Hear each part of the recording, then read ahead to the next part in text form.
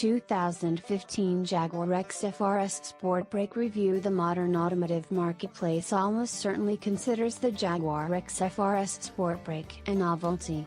The popularity of SUVs, crossovers and MPVs seems to far outstrip that of the humble estate car. Of course, that particular market trend only tells half the story when it comes to the XFR-S. It is more than just your bog standard estate car, as the many Nurburgring prototypes tended to suggest. We were recently given the chance to sample Jaguar's first performance estate, the 2015 Jaguar XFR-S Sportbrake. The Jaguar XF was a product of the first stage of Jaguar recovery program, pursued so ruthlessly by its Indian financier, Tata. The XFR-S Sportbrake is likely the final swan song for a car that helped revive the ailing British brand. And what a swan song it is! The design is familiar Jaguar. The Jaguar XFR-S Sportbrake gets that same stylish roofline together with the RS elements that we've seen on the XFR-S sedan and XKRS that came before it. The central design lines appear to rise along the length of the car while the top line gently slopes down to meet it. Our car gets Italian racing red paintwork, a color we first discovered on the Jaguar F-Type V8S last year.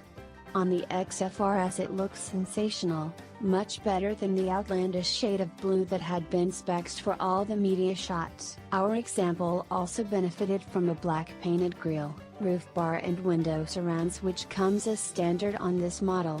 Other exterior paint options include Ultra Blue, Ultimate Black, Stratus Gray, and Polaris White.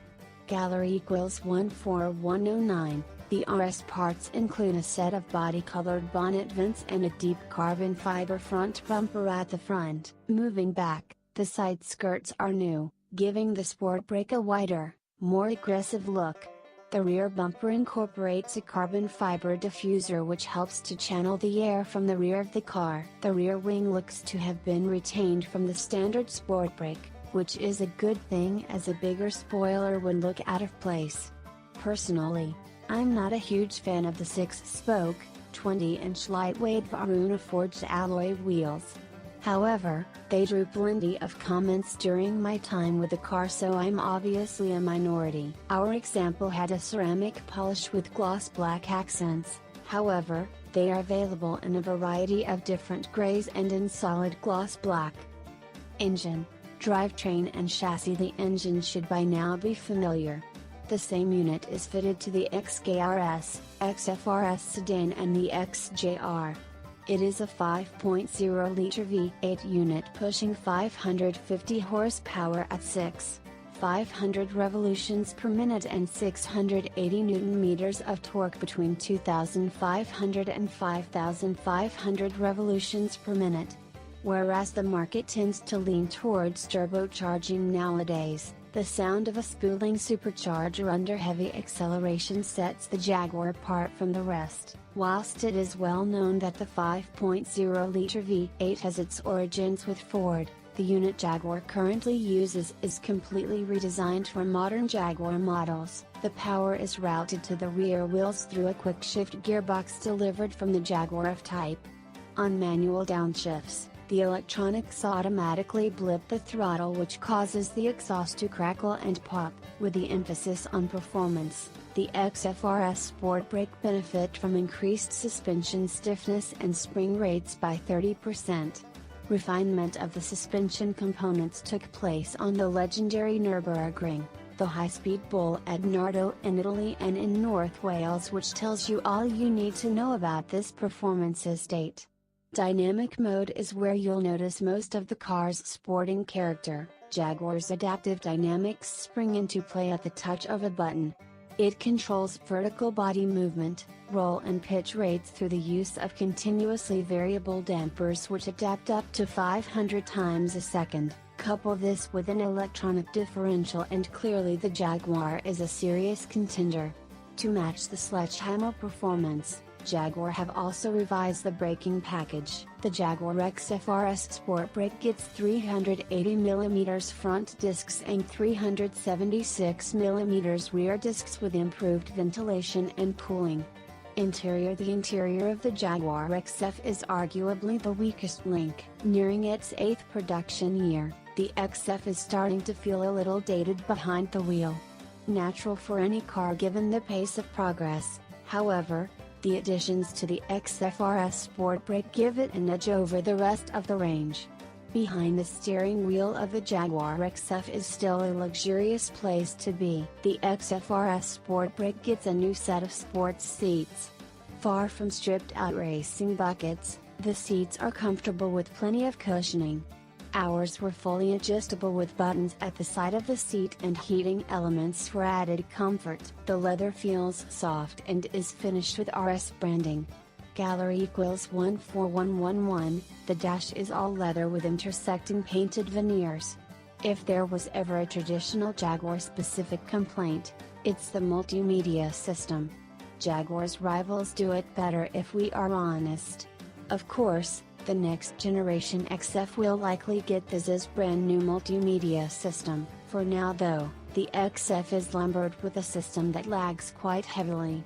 Another part of the package that feels a little disappointing is the steering wheel. Given that this is a constant point of contact for the driver, the lack of update over the leather unit installed in the standard diesel Sportbrake sticks out. The paddle shifters are also identical to the diesel models. Fitted discreetly to the rear of the steering wheel, they aren't quite the showcase you would expect from a performance estate. That said, the driver's immediate surroundings, steering wheel and paddle shifters included, work well. The Jaguar XFR-S Sportbrake still feels every bit as luxurious and special as you would expect. As the old adage goes, if it isn't broken, don't fix it. The unique selling point for the XFR-S is the estate bodywork. The estate hatch adds extra legroom and headroom to the XF package, as well as extra storage space above the window line when the rear seats are up. Pull the seats down though and the XFR-S Sportbrake generates enough space for 675 liters. On the road I took delivery of our demonstrator on a Monday. With a busy week ahead, I knew the usual 9.5 would provide me with plenty of insight into the character of the XFR-S Sportbrake. My Italian Racing Red example stuck out from the evening traffic like a sore thumb. It's safe to say that, if you were to use an XFR-S Sportbrake on a day-to-day basis, you wouldn't spot another on the opposite carriageway. Pushing the open button on the key fob illuminates the front LED daytime running lights, as well as the door handles, a handy feature in the dark. Leaving the office behind, the leather surfaces of the Sportbrake are comforting.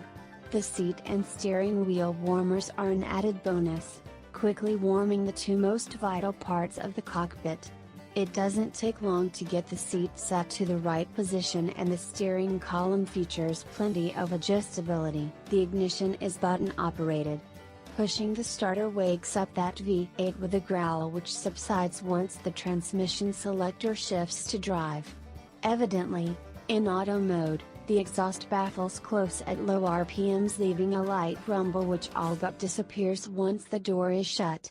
The rear camera provides some rear visibility for reversing, but it doesn't make the side or rear mirrors redundant. Gallery equals 14110. The fact that this is a large car is further reinforced when clearing the rainwater from the rear windscreen.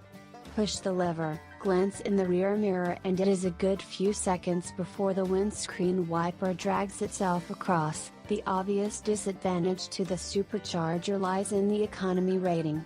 Jaguar quoted 22.2 EU MPG rating, which seemed remarkably accurate during our experience, albeit only at consistent speeds during our commute. Fast Jaguars tend to have a completely different character to the likes of Audi RS cars and Mercedes-AMG sports wagons, whereas the German contingent are characterized by their refinement. The Jaguar feels more edgy. It squirms and wriggles as it puts the power down at the rear. Travel onto a white line in the rain and you will most likely feel the traction control cut in. Whilst that might sound like a criticism, it really isn't. The Jaguar has that raw, exciting character that seems to be missing in some of its German rivals. Along our favorite country roads, the Jaguar feels quite composed considering the power. The ride is firm but never uncomfortable. It deals with potholes and rough surfaces well. In the dry, it feels confident and predictable, characteristics which make it easy for the driver to exploit most of the performance potential. Well judged seems the best way to summarize the XFR-S handling capability. Conclusion: the Jaguar XFR-S Sportbrake is an odd proposition. Jaguar haven't previously offered the 5.0-liter V8 for the XF Sportbrake model range. The Sportbrake has always been more of a diesel family car than its saloon counterpart. Yet, here we have a version with Jaguar's most potent power plant and an outlandish performance styling package. Does it work? In many ways, yes. It fills a niche created by family life, for those with a sky-high budget and the need for plenty of space.